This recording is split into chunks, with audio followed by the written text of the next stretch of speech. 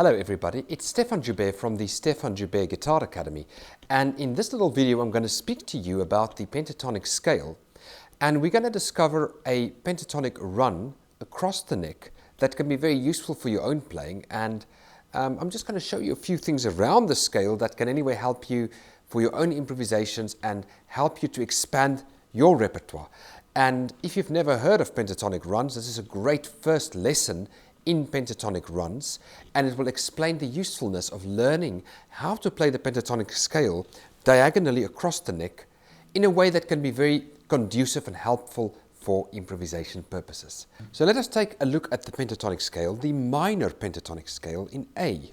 So we have, and I'm going to explain it quite briefly, we have 1, 2, 3, 4, 5 notes that then will repeat again, 1, 2, 3, 4, 5, and we reach the octave. The root notes are located on strings 1 on the 5th fret, string 4, the 7th fret, and string 6 on the 5th fret. So we've got a 1, 4, 6 pattern, which I called SG for string group 1, 4, 6, for this particular first position A minor pentatonic scale shape. So that's the basic pentatonic scale shape.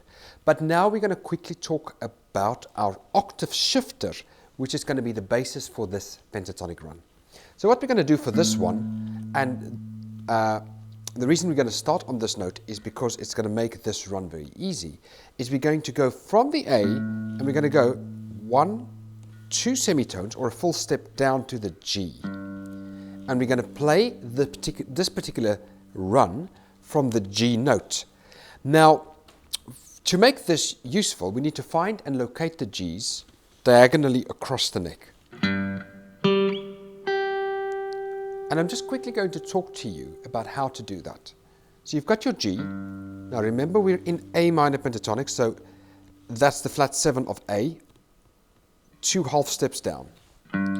So to find the next G, you go 1, 2, 3 strings downwards and 2 frets up. 1, 2, 3, 1, 2, and you've got your next G. To find the G after that, 1, 2, 3 down, counting the string as part of it, 1, 2, 3, and then 1, 2, 3 semitones up. So we've got altogether a G on the 3rd fret, 6th string, a G on the 5th fret, 4th string, and a G on the 2nd string, 8th fret. Once we've got the Gs, we are then going to take a look at the scale pattern, which I'm going to show to you next.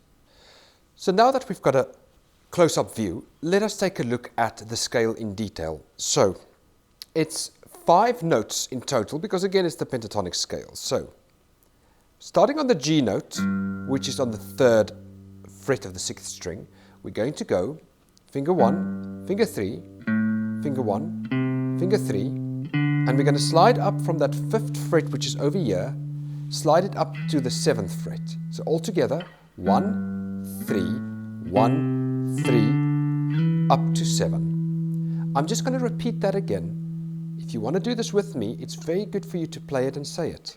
1, 3, 1, 3, slide up to 7.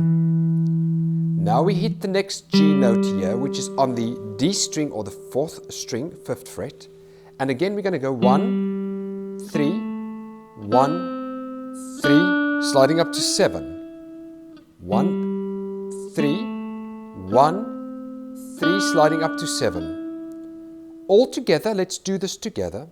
1, 3, 1, 3, slide up to 7. 1, 3, 1, 3, slide up to 9. Now, let me just talk you through the frets themselves. We've got 3, 5, 3, 5, slide up to the 7th fret. 5, 7, 5, 7, slide up to the 9th fret. Then we locate the G, which is on the 2nd string, 8th fret. Again, it's the flattened 7th of A. We're in A, so it's an A minor sound that we're busy with, which can also be C major, but that's another lesson. So on the 8th fret, 2nd string, the flattened 7th, we're going to go 1, 3, I'm talking fingers now, 1, 3, and slide up to the 12th fret with your 3rd finger. 1, 3, 1, 3, slide up to the 12th fret. So altogether, we've got 1, 3, 1, 3, slide. 5th fret, 1, 3, 1, 3, slide. 8th fret, 1, 3, 1, 3, slide. And that's very useful for many things, but it's easy to do a particularly fast run as well across the neck, and it's really easy to use in an improvisation context. Now let us talk about the descending version. Coming down from the top, we have 12.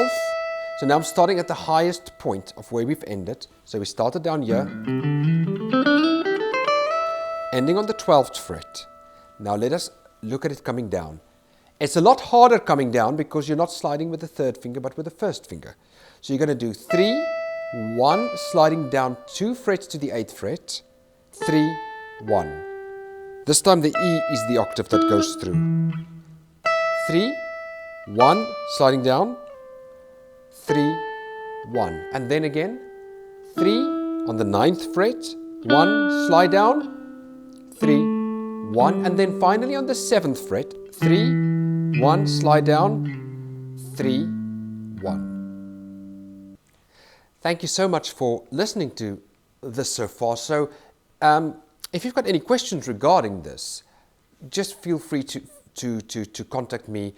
Go onto my website at sjguitaracademy.com, and I would be delighted to help you if there's any questions that you may have.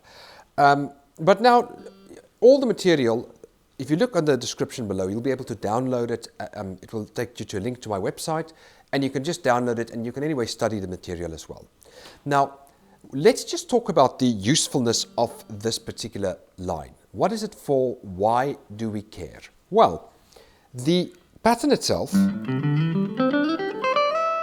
is a super useful pattern, and it's very easy to be able to improvise with it, and it's very easy to get your way around the guitar neck. I'm now going to play it for you in a few keys so you can just hear how it will sound.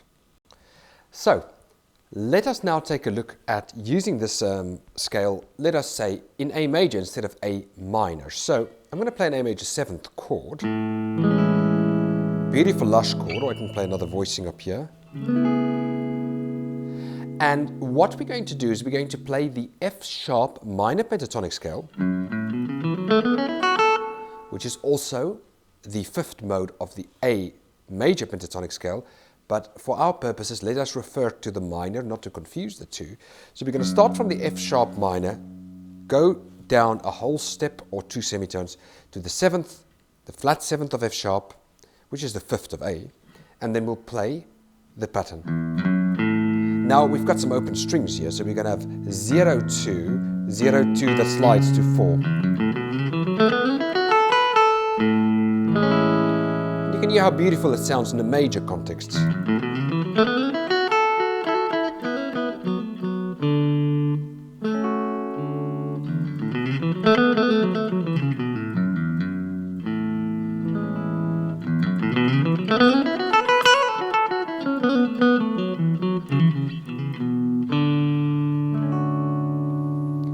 We could also now take it to the key of E major 7th, or E major.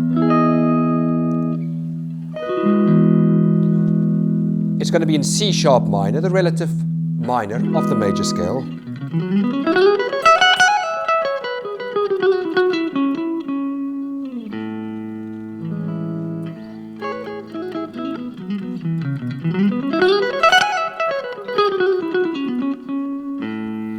And you can see it's a very easy scale to kind of move around, so that's very useful for your improvisations from that point of view.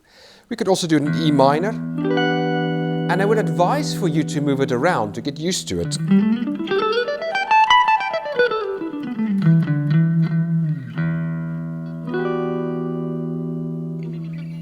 And it can be useful in a number of styles. You can use it in jazz, you can use it in blues, you can use it in rock. So if we put a little small groove on like this, so back in A minor,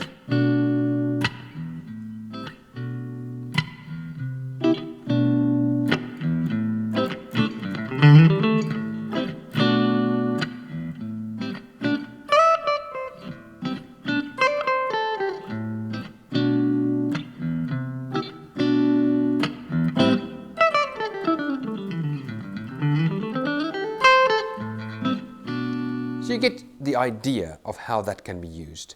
So basically, I would encourage you to look at this scale and kind of try to use it in various contexts. So we've taken a look at it in A minor. We've looked at it in A major, 7th, or A major. E major. E minor.